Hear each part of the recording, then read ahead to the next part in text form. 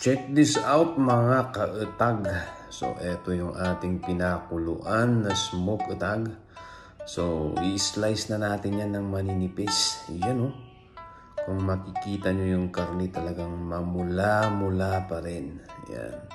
Ganyan ho yung kagandahan ng ating diskarte sa ating ginagawang smoke utag. Yan, nami-maintain natin yung redness at saka freshness ng karni. Ayan o.